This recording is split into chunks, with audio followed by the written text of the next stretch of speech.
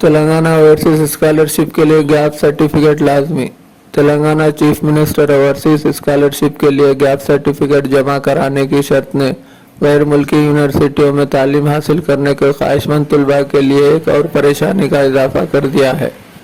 محکمہ اقلیتی امور نے چیف منسٹر اوورسیز اسکالرشپ کا اعلان کیا تھا اور اس کی آخری تاریخ 31 جولائی مقرر کی گئی ہے، جبکہ پرنٹ درخواستیں 10 اگست تک ضلع اقلیتی عہدیدار کو جمع کی جا سکتی ہے، لیکن گیپ سرٹیفکیٹ کی شرط کی وجہ سے اسکالرشپ کے لیے درخواست دینے والوں کو پریشانی کا سامنا ہے۔ خود اقلیتی امور کے عہدیدار حکومت کی نئی حالات سے لاعلم ہے۔ ای پاس ویب سائٹ پر آن لائن درخواست جمع کروانے پر ایک پیغام پاپ اپ ہو رہا ہے، جس میں طلباء سے گیپ سرٹیفکیٹ جمع کرانے کو کہا جا رہا ہے۔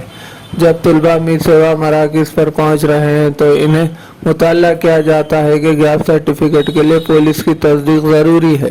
جب والدین اور سرپرست تصدیق کے لیے پولیس سے رجوع کرتے ہیں تو حکام اصرار کرتے ہیں کہ درخواست دہندگان کو ذاتی طور پر حاضر ہونا چاہیے، ورنہ وہ تصدیق سرٹیفکیٹ جاری نہیں کر سکتے۔ تقریباً 99% طلباء یہ اسکالرشپ درخواستیں بیرون ملک یونیورسٹیوں میں داخلہ حاصل کرنے کے بعد جمع کراتے ہیں اور انہیں گیپ سرٹیفکیٹ کی ضرورت ہوتی ہے۔